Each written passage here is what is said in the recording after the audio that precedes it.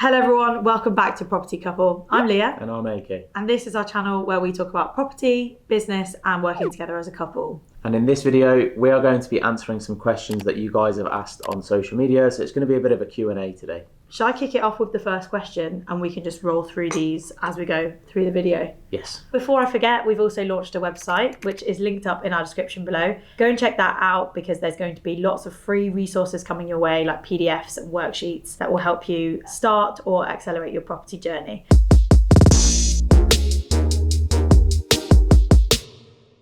So the first question we've had is, do you still plan to rent and not own your own property one day? So this person's referring to our primary place of residence. And we made a couple of videos last year and maybe the year before as well, which I'll link up in the cards above, which explain pros and cons of renting. Also, I documented when we got evicted because the landlord wanted their property back that we were renting. I think there's still a lot of controversy surrounding buying and renting, especially within the UK. Yeah, we're born into this culture of, you have to own your own home, you have to not have a mortgage, and that is deemed as success for a lot of people. The UK dream. The UK dream, yeah. Yeah. Just like the American dream. There's definitely this kind of thing where you think you're more secure when you have your own home, own your own home. But actually an interesting thing to mention is the early part of a mortgage when you purchase a house is actually made up primarily of interest. Instead of paying a landlord rent, you're actually sort of paying bank rent per se. For a long time until your capital repayments start coming out. Yeah. We've spoken about this quite a lot where we've said if we were planning to stay somewhere for 10 plus years, then we would absolutely consider buying something. But at this point in our lives when we are sort of prioritising freedom and movement a little bit more over staying in one place for the foreseeable, I think that's a little bit why we haven't bought anything. Also, as people that own properties that we don't live in, we're in a little bit of an interesting position. There's something called rentvesting, which is where you rent where you'd like to live and you invest everywhere else. So for us, the houses that we own that we don't live in provide cash flow that we can then use to rent out somewhere in a desirable location where perhaps we wouldn't be able to afford to buy a house outright or with a mortgage. As we're recording this, interest rates are obviously a lot higher than they have been in the last 3-4 years, but it actually means that rental prices at the moment are actually very similar to what a mortgage would cost as well.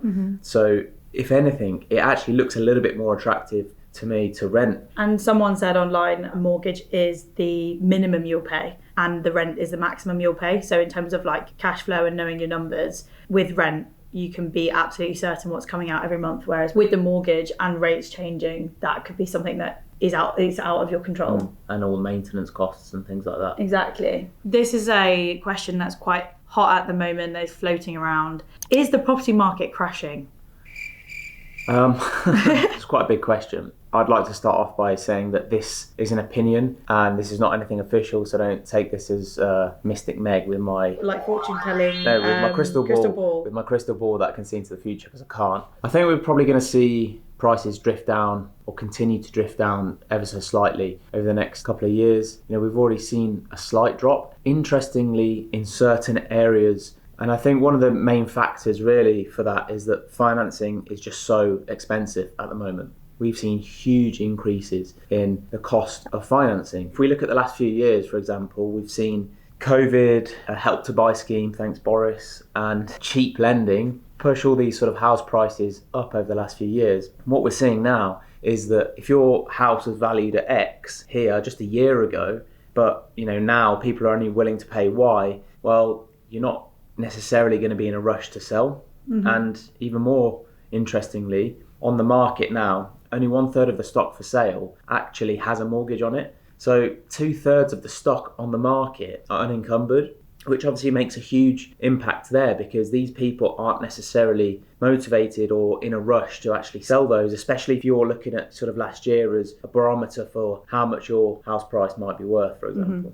And then that's why when you're walking up and down the street, you just see the same houses on the market still months and months and months and months later, which is totally different to back when we started property investing. As soon as something would come up, it'd be gone a week later. So we're just seeing like I wouldn't say this is a crash, but it seems more like a correction. Like a slowing down of the market. I do read the news, I see all the headlines about how house prices have never dipped lower than this in years and years and years. And if that's the only thing you absorb, then you as perhaps a seller are going to believe that there is a crash. So why would you then list your house? So then there's even less stock.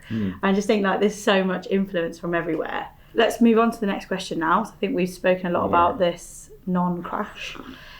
So the next question is from Instagram, and it is, can property investing make you financially independent? In short, the answer is yes. But I think there's a few things to understand first. When we talk about financial independence, what does that mean? And when Lia and I first started out, what it meant for us was, what is the cost of our life in terms of outgoings, bills, meals out, clothes, all of those things that essentially would cover our life, meaning that we would be able to live without essentially needing help from anybody else. The first question to ask here is, what does that figure look like for you on a monetary basis every single month? I think once you understand what that figure is, then you can attribute that figure to property. How many types of properties do I need to get to that? You know, all the different strategies that you can use within property. To be transparent, when Lia and I first started, we identified that financial freedom was around about £3,000 for us at the time. So to get to that figure, we actually used a spreadsheet where we wrote in the cost of our life. So it was everything. It was like rent per month, bills, petrol,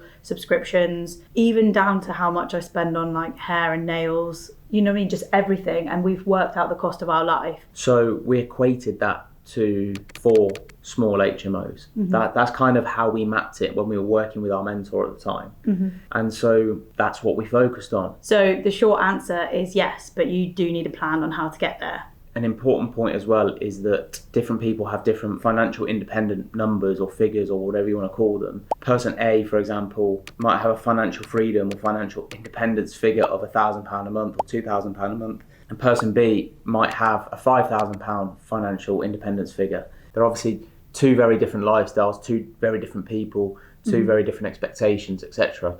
Okay, so the last question that we've been asked, and it's actually a really nice question to finish on, is property worth getting into in 2024? It's a great question. And I mean, you're asking the right people. Obviously, we're going to say yes, this is our business, this is what we're doing. But I do think it's worth saying that if I were you and I was starting out from zero, I had no properties, I wouldn't go in and do it as a hobby. I would go in either 100% or not at all. And the reason I say that is because legislations are getting stricter. Being a property owner suddenly has more responsibilities and ways you can slip up. Fines are huge when you get things wrong. So I feel like it's not something you can just do as an accidental landlord anymore. You know what I mean? Where people go, oh yeah, I bought a house 20 years ago and I'm renting it out. There's so much to know now. There was a lot of media attention, like not so long ago, about legislations and tax rules changing that meant that lots of landlords were choosing to exit the market because it was no longer worth it for them. As things evolve, it sort of sieves out those old accidental landlords. It feels like we're more in a time now where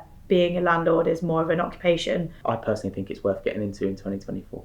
Ask us again in 2044 and we'll come back to you. Ask us again in January and we'll probably say no. Well, that's all the questions that we're going to go through today. If you do enjoy this style of video, then let us know in the comments, because we could always introduce a property Q&A once every month or once every quarter if you did enjoy it. You might also enjoy our other videos to do with evictions or the time we got squatters in one of our properties up north. Don't forget to like and subscribe. We've also launched a website, which is linked up in our description below. Go and check that out, because there's going to be lots of free resources coming your way, like PDFs and worksheets that will help you start or accelerate your property journey. Thanks so much for watching, and we'll see you in the next one. Bye. Bye.